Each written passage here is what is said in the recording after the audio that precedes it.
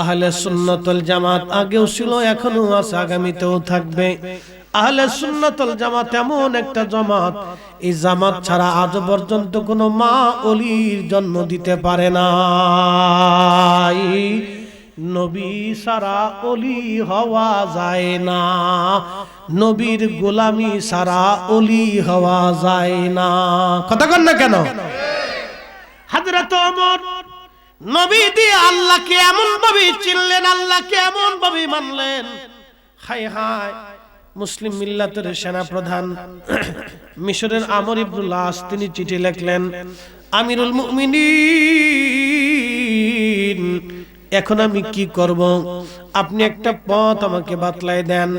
এরা বলতেছে, ও মুসলমানরা, আমরা একটা কুমারী মেয়েকে হত্যা করে রক্তগুলি যখন নীল নদের পানিতে যায় মিশে, তখনই নীল নদের জোয়ার আসে। তোমরা যদি জোয়ার আনতে পারো তাহলে আমরা কুমারী মেয়ে হত্যা করব না, আর যদি জোয়ার আনতে না পারো তাহলে হত্যা করেই এই রক্ত নীল নদের পানিতে মিশাই আমাদেরকে জোয়ার আনাইতে হবে। হযরত ওমর রাদিয়াল্লাহু আনহু নীল নদের নামে একটা চিঠি লিখলেন, হে নীল নদ, তুমি যদি আল্লাহর হুকুমে প্রবাহিত হও তাহলে আমি ওমর বলতেছি তুমি আল্লাহর হুকুমেই প্রবাহিত হয়ে যাও, আর তুমি যদি আল্লাহর হুকুম ছাড়া নিজে নিজে ইচ্ছায় প্রবাহিত হও তাহলে তোমাকে প্রবাহিত হওয়া লাগবে না। এই চিঠিখানা হযরত ওমর লিখে দিলেন, আর বলে দিলেন বার্তাবাহকরা দ্রুত গতিতে এই চিঠিখানা সেনাপতি আমর ইবনুল আসকে বলবা সেজন্য দজলা নদীর মধ্যে নীল নদের মধ্যে ছেড়ে দিয়ে চলে আসে। হযরত ওমর চিঠিখানা লিখে পাঠিয়ে দিলেন। সেনাপতি আমর ইবনুল আস সমস্ত মুসলমান এবং অন্যান্য ধর্মের মিশরীদেরকে নিয়ে গেলেন, তোমরা আসো, কুমারী মেয়ে হত্যা করা লাগবে না। এই চিঠিখানা খলিফা পাঠিয়ে দিয়েছেন, এই চিঠিখানা আমরা নীল নদের মধ্যে ছেড়ে দিয়ে আসলে জোয়ার আসবে। নীল নদের মধ্যে হযরত ওমরের চিঠিখানা ছেড়ে দিয়ে আসা হলো।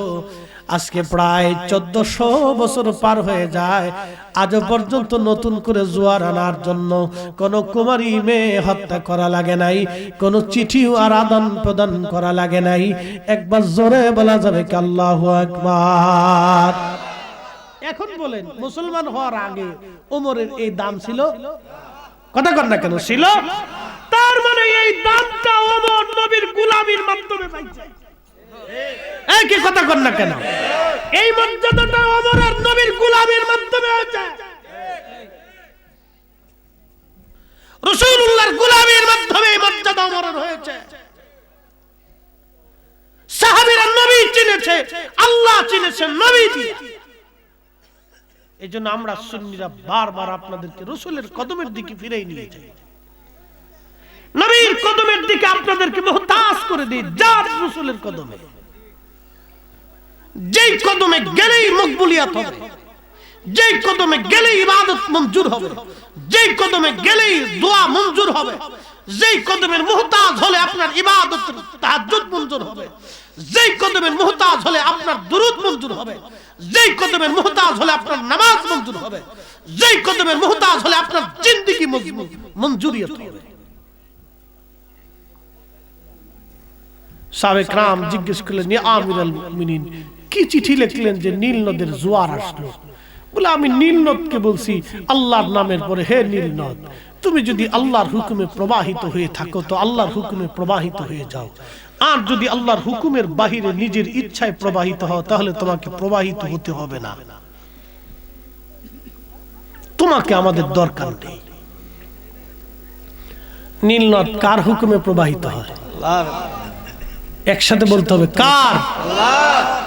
এই যে আপনাদের এখানে বর্ষাকালে হাওরে কোটি কোটি মন পানি আসে, কার হুকুমে? আল্লাহর। কার আইনে?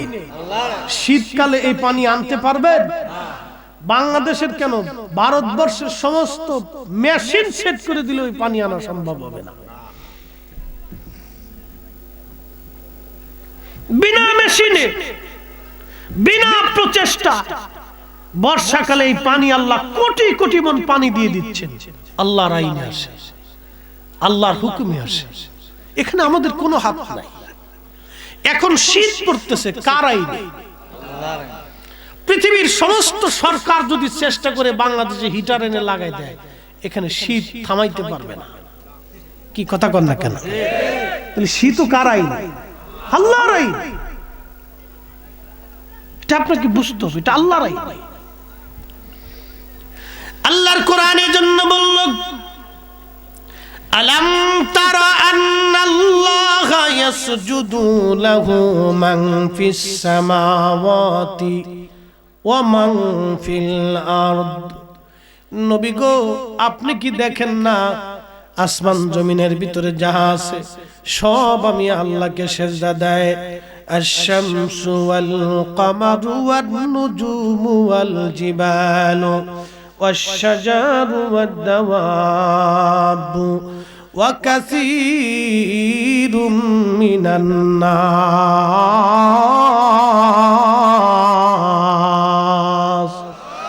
اللهم صل على مولانا محمد وعلى মাওলানা। তুমি আল্লাহর প্যারা হাবিব,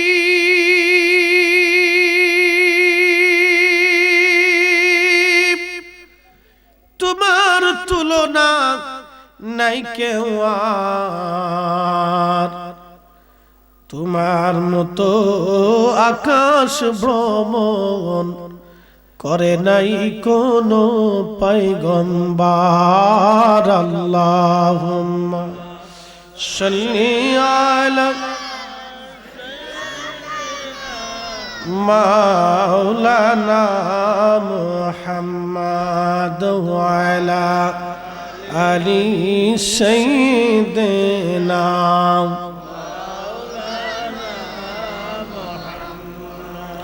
আল্লাহ বলেন, সূর্য আমি আল্লাহকে সিজদা দেয়, চাঁদ আমি আল্লাহকে সিজদা দেয়, ওয়ান নুজুম নক্ষত্র আমি আল্লাহকে সিজদা দেয়, অল জিবাল পাহাড় আমি আল্লাহকে সিজদা দেয়, শাজার গাছ আমি আল্লাহকে সিজদা দেয়, ওয়াদ-দাওয়াব সমস্ত পশু পাখি প্রাণী জগৎ আমি আল্লাহকে সিজদা দেয়, ওয়া কাসীরুম মিনান নাস কিছু মানুষ আমি আল্লাহকে সিজদা দেয়।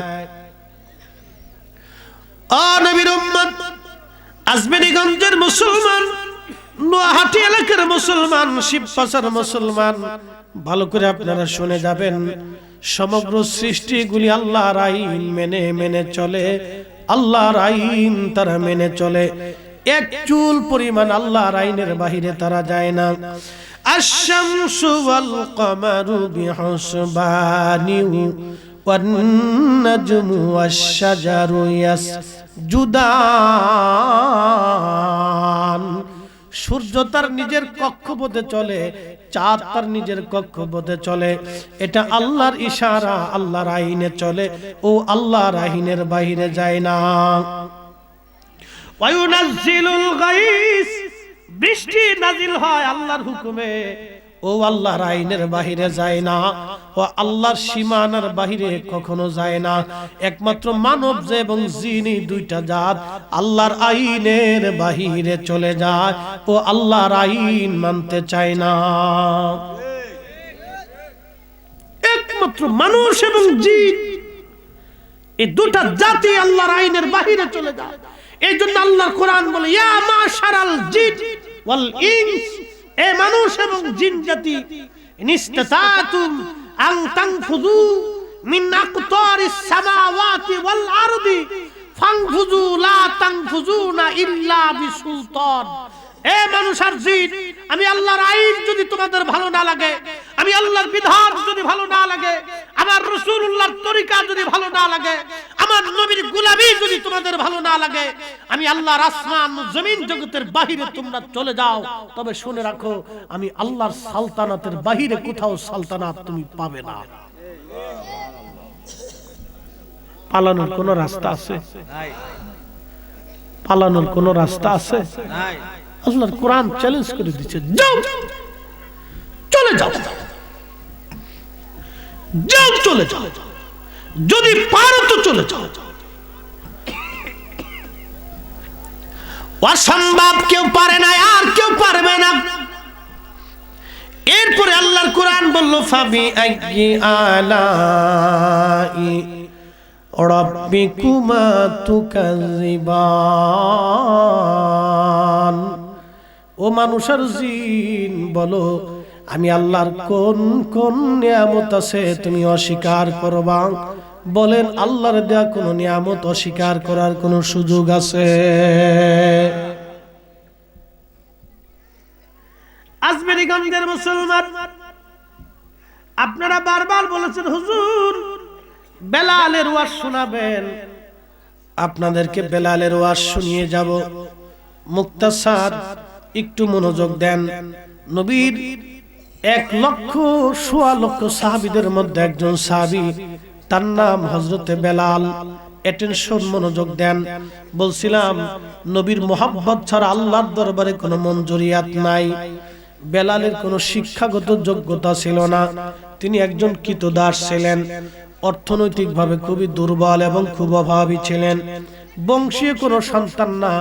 চেহারার মধ্যে তিনি ছিলেন নিগ্রতা, কালো, কোনো সৌন্দর্য তার ছিল না, কিন্তু হৃদয়টা তার ছিল রাসূল প্রেমে ভরপুর। কালেমার বিনিময়ে তার পিঠের চামড়া উঠে গেল। বহুমার বহু অত্যাচার বেলাল সহ্য করলেন, কিন্তু অন্তর থেকে তার কালেমা কেড়ে নিতে পারে নাই। রাসূল করিমের ভালোবাসা কেউ কেড়ে নিতে পারে নাই। মুক্ত হয়ে নবীর মসজিদের মুয়াজ্জিন যখন বেলাল হলেন, আপনারা বলেন তো নবীর মসজিদের মুয়াজ্জিন বেলালকে বানানো হলো ইমাম রাহমাতুল লিল আলামিন, যিনি সমস্ত নবীদের ইমাম। এত বড় দামি ইমাম সৃষ্টির মধ্যে আর কোনোদিন হবে না। সাহাবীরা রাসূলুল্লাহর মুসল্লি, নবীর সাহাবীদের মতো এত বড় দামি মুসল্লি পৃথিবীতে আর কোনোদিন হবে না। নবীর মতো এত বড় ইমাম আর কোনোদিন হবে না। সেই ইমামের মুয়াজ্জিন ছিল আমার নবীর সাহাবী বেলাল। শিক্ষাগত যোগ্যতার জন্য না, অর্থনীতির জন্য না, সৌন্দর্যের জন্য না, এমনটাও না যে বেলালের লাহান একবারে দাউদ নবীর কণ্ঠের মতো ছিল, তাও না। বেলালের লাহান দাউদ আলাইহিস সালামের কণ্ঠের মতো এত সুন্দর ছিল না। বেলালের লাহান যাই হোক না কেন, তার অন্তরের ফুয়ুজুদ ছিল খুবই মজবুত এবং কঠিন। বাজান একটা কথা মনে রাখবেন, আপনাদের কাছে একটা সূত্র দিয়ে যায়, যে বক্তার তাকওয়া থাকে না তার ওয়াজে শ্রোতারা তাকওয়াবান হয় না। এই কথা মনে রাখবেন। যে বক্তার তাকওয়া থাকে না তার ওয়াজে কোন শ্রোতার তাকওয়া আসবে না। যেই বক্তার ইশকে রাসূল থাকে না তার ওয়াজে কারো অন্তরে চোখে দিয়ে পানি আসে না। এটা চিরসত্য, মনে রাখবেন। স্কয়ার প্লাস বি স্কয়ার সূত্র। চোখের পানি এটা ইসমে আজম। ইমাম ইবনু মাজার শরীফের ভিতরে একটা হাদিসে কারিমা নকল করেন। আল্লাহ রাসূল বলেন, উম্মত বান্দার চোখের কোনা দিয়ে মাছির মাথা তার অর্ধেক পরিমাণ পানি গোশতের এখানে আসার আগেই বান্দার জীবনের সমস্ত গুনাহকে চোখের পানির কারণে আল্লাহ ভ্যানিশ করে, মাফ করে, 7টা জাহান্নাম আল্লাহ নিভায়া তাকে আল্লাহ পাক রহমতের কোলে টান দিয়ে নিয়ে চলে যায়। একসাথে হবে না, আর একটু জোরে বলতে হবে আল্লাহু আকবার। পৃথিবীর সব ওলিরা তাহাজ্জুদের সময় সিজদার মধ্যে পড়ে চোখের পানি ফেলে দিতেন। ইয়া রব, ভুল হয়ে গেছে, ভুল হয়ে গেছে, কিন্তু তাদের ভুল ছিল না। সারা দিন নামাজ পড়ছে, সারা দিন সারা রাত ইবাদত করার পরেও কাঁদছে, আল্লাহ ভুল হয়ে গেছে। ইমাম জৈনুল আবিদিনের জীবনীর ভিতরে আসছে, কাবা শরীফের প্রত্যেক রাত্রিবেলা যে হারাম শরীফের সাথে কাবার সাথে হাত মিলাই দিয়ে চাদর মোড়া দিয়ে বসে বসে কাঁদতেন। বিনয় বিনয় বিনয় বিনয় কাকুতি মিনতির সুরে বলতেন, ইয়া আল্লাহ, তোমার জৈনুল আবিদিন অনেক ভুল করে ফেলছে, আল্লাহ অনেক গুনাহ হয়ে গেছে। আরে জৈনুল আবিদিন তো সেই আবিদ যার রক্ত ইমাম হুসাইনের রক্ত, তিনি তো সেই আবিদ জীবনে একটা বার একটা সেকেন্ডের জন্য কখনো হাসেন নাই। কারবালা শাহাদাতের পরে উনি জীবনে কোনোদিন হাসেন নাই, ওনার মুখে কেউ হাসি দেখে নাই। তিনি সেই আবিদ ছিলেন। প্রিয় উপস্থিতি আমার, নবীর ইশক এটা আলাদা একটু সাবজেক্ট বাবা, যে এটা আলাদা বিষয়, এটা অনেক বড় দামি। হযরত বেলাল রাদিয়াল্লাহু আনহু মুয়াজ্জিন হলেন অর্থের জন্য না, লাহানের জন্য না, বিরাট বড় আলেম এই জন্য না, একটা মাত্র কারণ, কলিজার ভিতরে ইশকে রাসূল হওয়ার কারণে আল্লাহর নবী তাকে মসজিদে নববীর মুয়াজ্জিন বানাই দিলেন। আমার আল্লাহর পছন্দের মুয়াজ্জিন বেলাল। একবার জোরে বলা যাবে কি মারহাবা? কার পছন্দ? আল্লাহর পছন্দের মুয়াজ্জিন। হযরত বেলাল আযান দিতেন 5 ওয়াক্ত। এই ঘটনাটা বহু কিতাবের মধ্যে আসছে, সব কিতাব থেকে আমি সারমর্ম আলোচনা আপনাদের সামনে তুলে ধরেছিলাম, কিন্তু এখানে এত লম্বা করতে পারবো না। ইমাম কিরমানি শরহে বুখারীর মধ্যে তিনি লিখেছেন, ইমাম সামহুদি আল ওয়াফাউল ওয়াফার মধ্যে লিখেছেন, ইমাম জাইলাই নাসবুর রায়ার মধ্যে লিখেছেন, আল্লামা ইমাম সুবকি আশিফাউস সাকামের মধ্যে লিখেছেন, আল্লামা শাইখ আব্দুল হক মুহাদ্দিস দেহলভী মাদারিজুন নবুয়াতের মধ্যে লিখেছেন। অনেকগুলি কিতাব, এগুলি বলতে গেলে অনেক সময় চলে যাবে, এত বেশি লম্বা বলার কোনো সুযোগ নেই। শুধু মূল বিষয়টা আপনাদের সামনে উপস্থাপন করি। তো আজান দিতে দিতে নবী দেখতে দেখতে দেখতে দেখতে বেলালের কলিজাতে রসুলের মহাব্বতটা এত বেশি পরিমাণে ছিল যে রসুল করিমের ইন্তেকাল হয়ে যাওয়ার পরে উনি আর সহ্য করতে পারেন নাই। শোনেন, পরিবারের ভিতরে 10টা ছেলে বাবার সন্তান হয়, কিন্তু 10টা ছেলে কিন্তু বাবার ইন্তেকালের পরে এতটা ব্যথিত হয় না। 2-1টা ছেলে কিন্তু বেশি ব্যথিত হয়। মা মরে যাওয়ার পরে 10টা ছেলে থাকে, 10 ছেলে কিন্তু একবারে বেশি ব্যথিত হয় না, 2-1টা ছেলে বেশি ব্যথিত হয়। বুঝতে পারছেন? রসুলের সাহাবী জগতে 1.25 লক্ষ সাহাবী ছিল। নবীর ইন্তেকালের পরে হযরতে ওমরের মতো সাহাবী ব্যাকুল হয়ে গেলেন, সহ্য করতে না পেরে তলোয়ার টান দেবে, রসুল মরে গেছে এই কথা বললে তোর খুন করে ফেলবো। তার মানে সে রসুলের ইন্তেকালটাকে বরদাস্ত করতে পারতেছে না, মানে তার বিরহ বেদনাটা এত কঠিন হয়ে গেছে যে সহ্য করতে পারতেছে না। আবু বকর সিদ্দিক ছিলেন, তিনি খুব ভারভক্ত মানুষ, তিনি একমাত্র স্থির ছিলেন।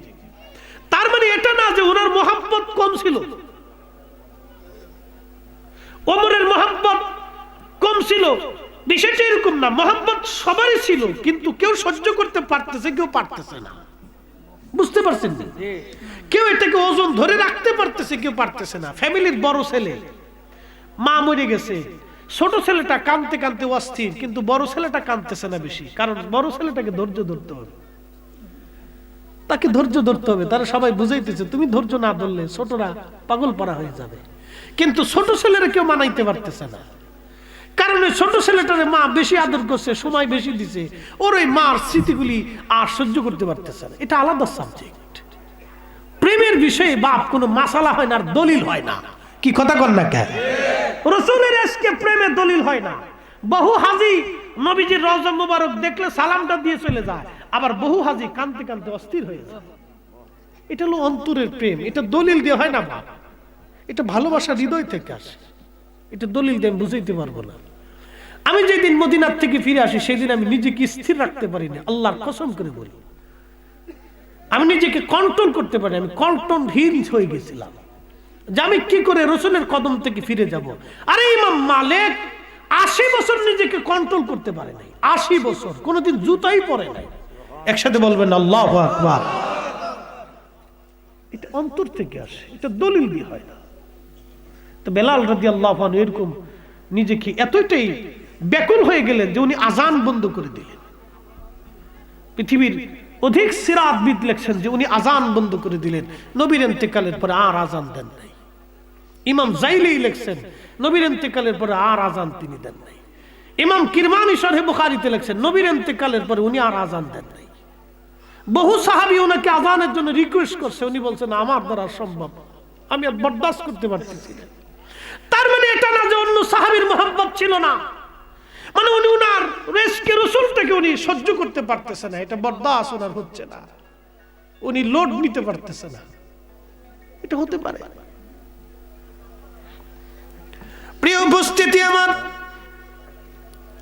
সিদ্দিক আকবরের কাছ থেকে বিদায় নিলেন না বেলাল, চলে গেলেন সিরিয়ার দামেস্ক। আর সহ্য করতে পারেন না।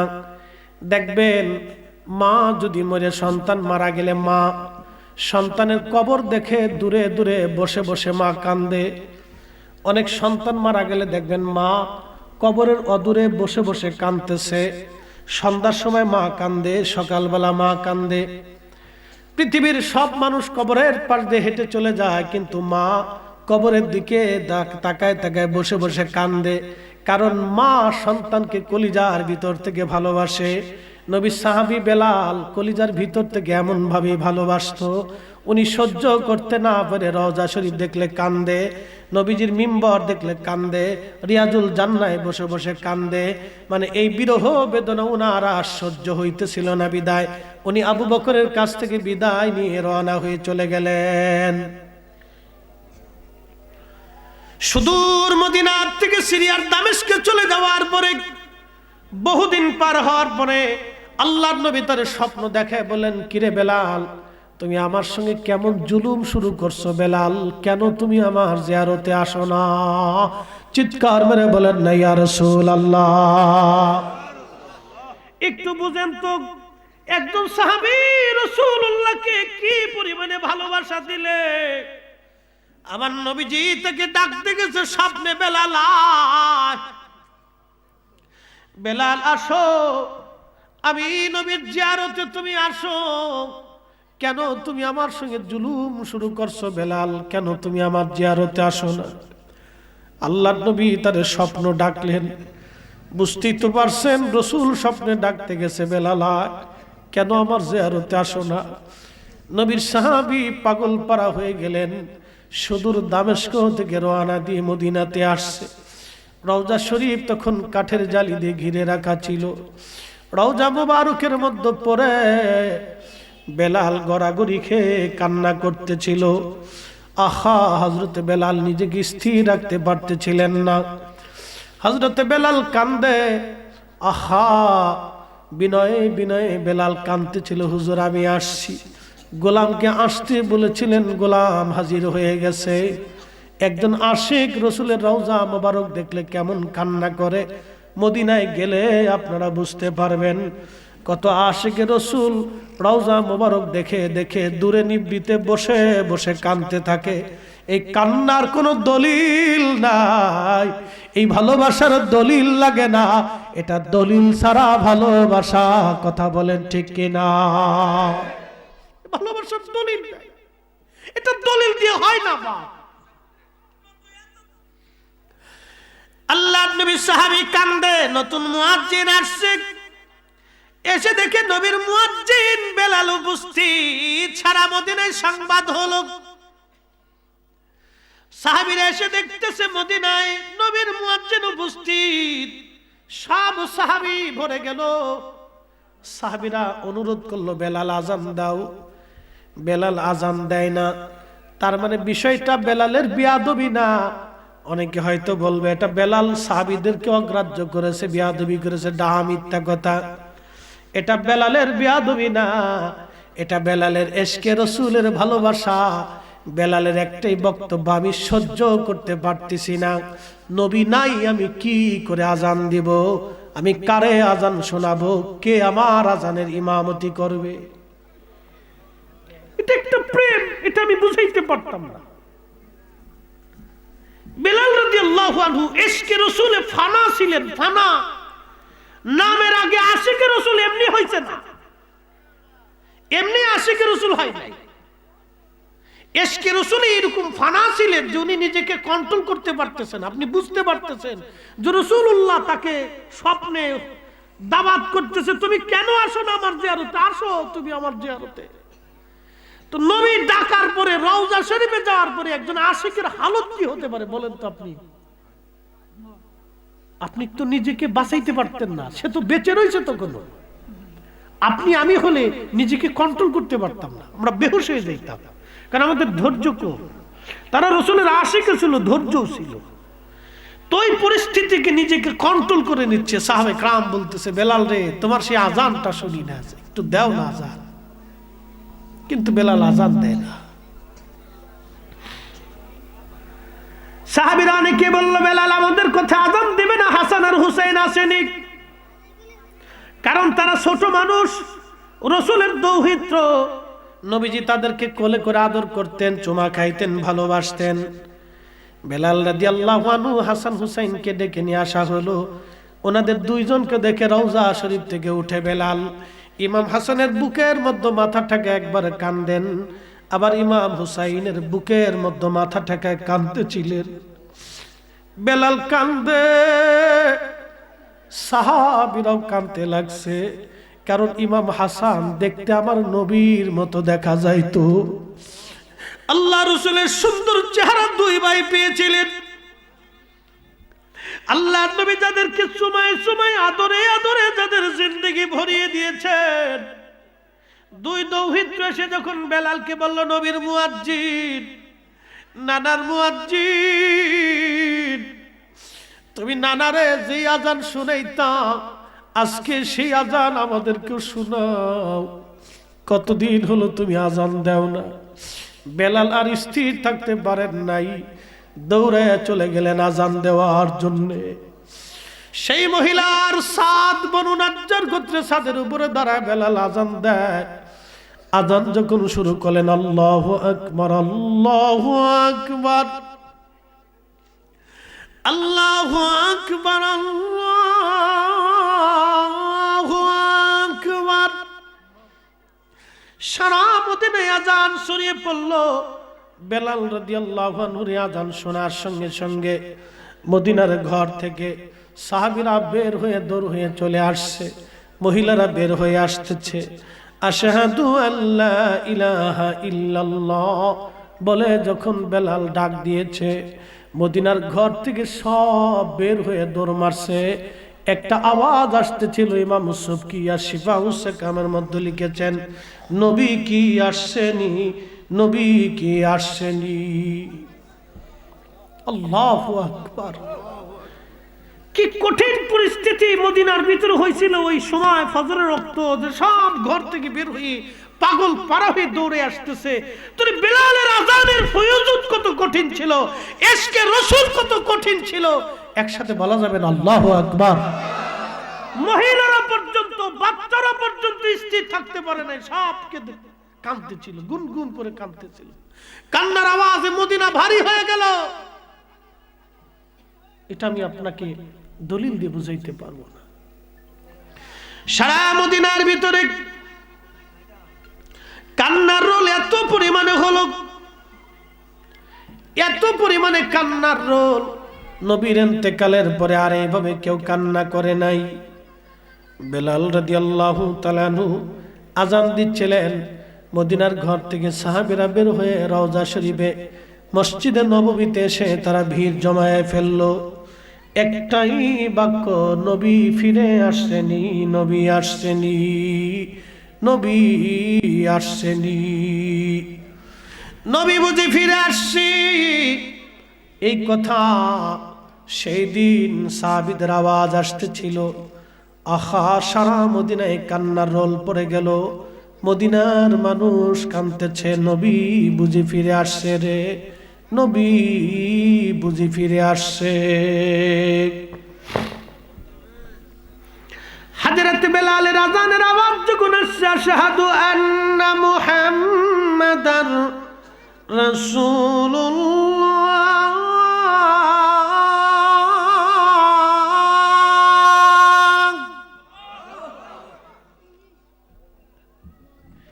এবার বুঝেন ইশকে রাসূলের ওজন কত।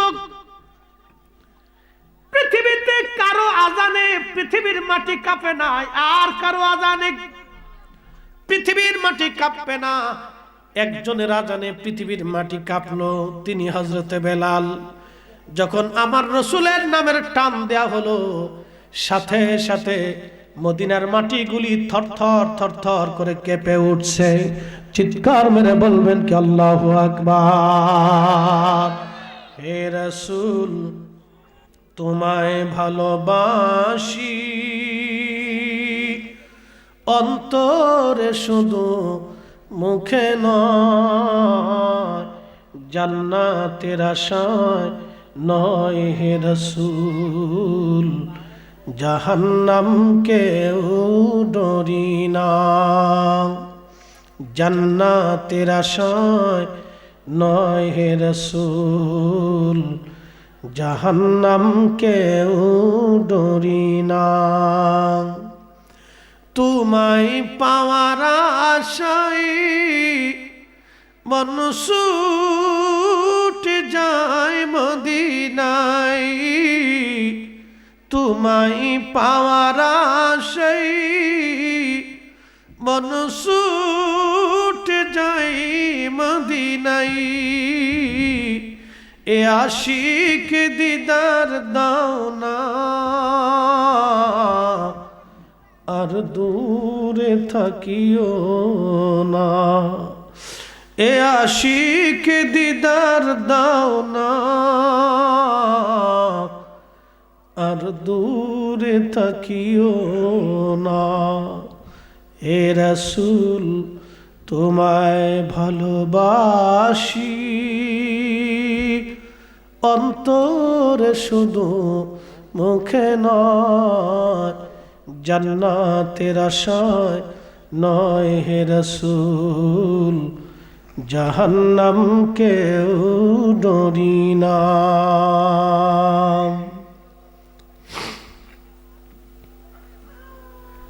মদিনার মাটি থরথর করে কেঁপে উঠল। সাহাবীরা কাঁদতে লাগলো।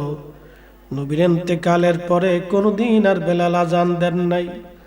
এই একটা আজান তিনি দিয়েছিলেন, সারা মদিনাতে কান্নার রোল পড়ে গেল।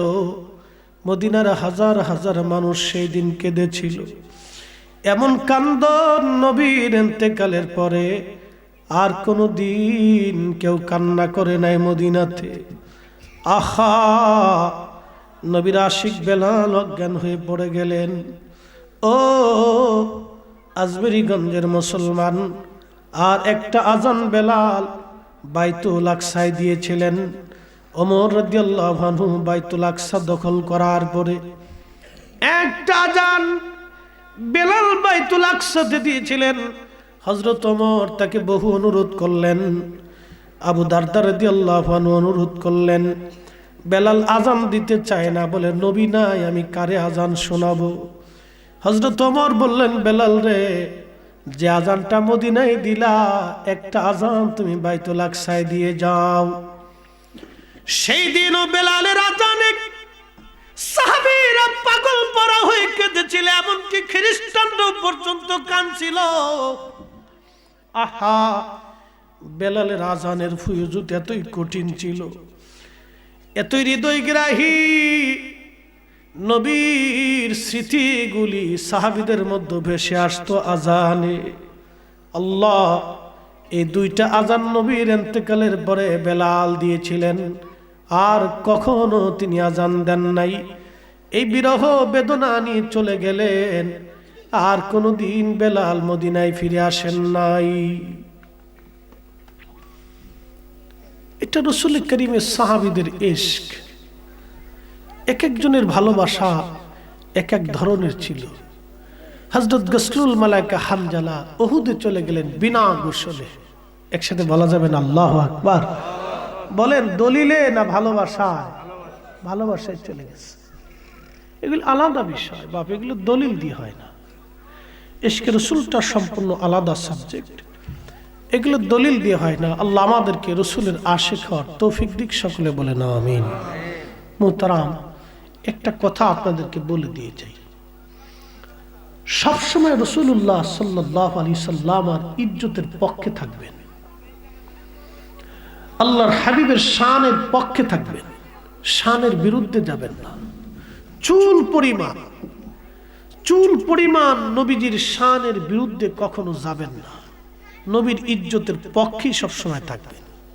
যদি থাকেন তাহলে কামিয়াব হবেন, না থাকলে কামিয়াব হবেন না। নবীর ইজ্জতের বিরুদ্ধে দাঁড়াইয়া আজ পর্যন্ত কেউ ওলি হতে পারে নাই।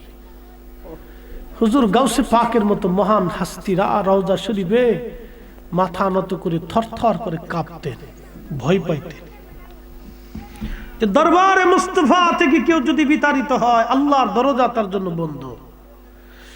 একটা কথা, কিয়ামতের মাঠে বিচারের আদালত বসলো, আল্লাহর দরজা থেকে আমাকে যদি আল্লাহ মঞ্জুর করে দেয়, বাহির করে দেয়, তা আমার জন্য রসুল করিমের কদম মোবারকের দরজাটা খোলা থাকবে। যদি রসুল্লাহর কদম থেকে আমাদেরকে আল্লাহর নবী তাড়ায় দেয়, আবার বলি, আল্লাহ রসুলের কদম থেকে যদি হাসরের মাঠে নবীজি আমাদেরকে তাড়ায় দেয়, ১.৫ লক্ষ নবী আল্লাহর দরবারে নবীজির বিরুদ্ধে দাঁড়ায় সুপারিশ করলে লাভ হবে? আওয়াজ দিলেন না কেন? জোরে বলেন, কাজ হবে? ১.৫ লক্ষ নবী দাঁড়াও যদি আল্লাহ রসুলের বিরুদ্ধে দাঁড়ায় যদি আল্লাহর দরবারে সুপারিশ করে, কাজ হবে? আর কোন নবীও আমার রসুলের বিরুদ্ধে দাঁড়াইয়া আপনার পক্ষ নিয়ে সুপারিশ করবে? তার মানে নবীর কদম থেকে জুদা হলো তার মতো বদনসিব আর কারো নসিবে নাই। এই জন্য আপনাদেরকে আমরা সুন্নি আলেমরা বারবার রসুল করিমের মোহাব্বতের দিকে রুজু করাই নেই। এখন কেউ বুঝুক না বুঝুক, মানুক না মানুক, সেটা তার ব্যক্তিগত বিষয়। বাবাজি, কবর আপনার, হাসর আপনার, এখানে আপনাকে একা বহন করতে হবে। দুনিয়াতে আপনার প্রতিবেশী, বন্ধু, পরিজন, আত্মীয় স্বজন অনেক আছে, কিন্তু কবর এগুলি নাই। আপনাকে 3টা প্রশ্নের জবাব একা বহন করতে হবে। হাসরের ময়দানে আপনার জিন্দেগির হিসাব আল্লাহর কাছে একা বহন করতে হবে। যদি তাই হয়, তাহলে দুনিয়ার থেকে পুঞ্জি পাটা জোগাড় করেই কবরে যাওয়াটা বুদ্ধিমানের কাজ। পুঞ্জি পাটা জোগাড় করে কবরে যাওয়া বুদ্ধিমানের কাজ। দুনিয়ার থেকে পুঞ্জি পাটা জোগাড় করে কবরে যাওয়াটা বুদ্ধিমানের কাজ। কবরে কিন্তু আপনাকে একাই জবাবদিহি করতে হবে। হাসরের ময়দানে আপনাকে একাই আল্লাহর দরবারে দাঁড়াইতে হবে। ওই দিন কেউ আপনার আপন হতে চাবে না। কিন্তু একজনকে যদি খুশি করে যেতে পারেন, তিনি রাহমাতুল লিল আলামিন। এই নবীকে খুশি করলে কবরে, হাসরে, মিজানে, ফুলসিরাতে সব জায়গায় লাভ। একসাথে জোরে বলা যাবে আল্লাহু আকবার। খাদিম রাসূল হযরত আনাস রাদিয়াল্লাহু আনহু বলতেছিলেন, ইয়া রাসূলুল্লাহ, তিরমিজির বাবুস সাফার হাদিস, ইয়া রাসূলুল্লাহ, কিয়ামতের ময়দানে আপনারে কোথায় গেলে পাবো? আল্লাহর নবী বললেন, খাদিম, কিয়ামতের ময়দানে আমাকে তুমি হাউজে কাউসারের কাছে গেলে পাবা। বলে, নবী গো, হাউজে কাউসারের কাছে যদি না পাই, বলে মিজানের কাছে গেলে পাবা। যদি মিজানে না পাই, ফুলসিরাতের কাছে পাবা। বলে, ইয়া রাসূলুল্লাহ, এখানে যদি না পাই? আল্লাহর নবী বলেন, আমি 3টা জায়গায় থাকবো, অন্য কোথাও তুমি আমাকে পাবা না। হয় হাউজে, না হয় মিজানে, না হয় ফুলসিরাতে। আমার গুনাহগার উম্মত যাতে জাহান্নামে না যায়, এই জন্য 3টা স্থানে আমি রাসূল দৌড়াদৌড়ি করব। একসাথে জোরে বলা যাবে আল্লাহু আকবার। নারে তাকবীর, নারে রিসালাত। তাহলে ওই নবীর গোলামি আমাদের প্রয়োজন। কথা কোন ঠিক না বেঠে? শ্রেষ্ঠ নবী দিলাম রিক, তরিয়ে নিতে রোজা শরীক, পথ না ভুলি তাই তো দিলে পাক কুরআনের বাণী। খুদা তোমার মেহেরবানি, খুদা তোমার মেহেরবানি। আমি আর কথা বেশি বাড়াবো না। এই অনেক সময় আপনাদের সামনে উপস্থাপন করছি। আল্লাহ আমাদের তৌফিক দিক, সকলে বলে না আমিন। অ্যাডভোকেট সাহেব ফোন দেয়, তোর ফোন দিছে? আচ্ছা, ও সারা রাত্র করলে ভালো লাগবে বাবা, আমি জানি। ইনশাআল্লাহ আমাদের প্রত্যেকের কবুল করুক আল্লাহ। আল্লাহ আমাদের আহলুস সুন্নাত ওয়াল জামাতের আকীদার উপর যেন কবুল রাখেন, বলে না আমিন। না, মাইক বালা আছে, আমি শারীরিকভাবে একটু অসুস্থতা আমার, যার কারণে আমি বেশি সার্ভিস দিতে অসম্ভব আমার পক্ষে। ইনশাআল্লাহ এই যে পাশে একটা সুন্নি মাদ্রাসা, একসাথে বলেন না মারহাবা। আমাদের দেশে আমরা, আপনারা যারা আছেন আলেমদেরকে আপনারা বেশি সবচেয়ে প্রায়োরিটি দেন। এত প্রায়োরিটি দেন যে বাড়ির ভালো খাবারটা আলেমদের জন্য বরাদ্দ করেন। কথা ঠিক কি না? একটা তলবে ইলম যদি কারো বাড়িতে লজিং থাকে, তাহলে ওই মহিলা চিন্তা করে আমার বাচ্চা কাচ্চা খাক বা না খাক, এই ছেলেটা খাবে, ওর জন্য একটা ডিম, একটা মাছের টুকরা, একটু তরকারি এর জন্য আলাদা করে রাখে, যে খাইয়া বড় হলে আলেম হবে, আমার জন্য দোয়া করবে। কেমন এমন এক মাদ্রাসায় পড়ছে দোয়াই মানে না, কথা বুঝেন নাই মনে হয়? ছেলে এমন এক মাদ্রাসায় পড়ছে যে দোয়াই মানে না, বেটি ডিমও শেষ, তরকারিও শেষ। কথা বুঝছেন আপনারা? তাহলে যেই মাদ্রাসায় পড়লে দোয়া মানবে, ও মাদ্রাসা আমাদের ছেলেদেরকে দিতে হবে। কথা কন না কেন? সুন্নি মাদ্রাসাগুলিরে গাছে যেইভাবে পানি দেন, বাচ্চারা যেইভাবে গোসল করান, সুন্নি মাদ্রাসাগুলিরে ওইভাবে যত্ন করতে হবে। এর চাইতে ভালো কথা আমার কাছে আর নাই। পীর আমরা যার যার সুন্নিয়ত আমাদের সবার, সব মাদ্রাসাকে সব সুন্নিদের মহব্বত করতে হবে। আপনি যেই পীরের মুরিদ হন, মাদ্রাসা আমরা সবারই। কি কথা কন না কেন? সবাইকে ওইভাবে গাছের যেভাবে আদর করেন, সন্তানরা যেভাবে আদর করে গোসল করেন, মাদ্রাসারও ওইভাবে আপনার মহব্বত করতে হবে। এই কথাটা আপনারা ধরে রাখবেন। হুজুর কেবলা আসবেন, দোয়া করবেন আপনাদেরকে নিয়ে, আমার জন্য একটু দোয়া করবেন। শারীরিক অসুস্থতা, এই ব্লাড কোলেস্ট্রলটা একটু বেশি, আপনারা বেশি করে তেলমেল খাওয়ান, এই একটা মুশকিল। তো ইনশাল্লাহ দোয়া করবেন যে আল্লাহ সুস্থ রাখে। হঠাৎ প্রেশার বেড়ে যায়,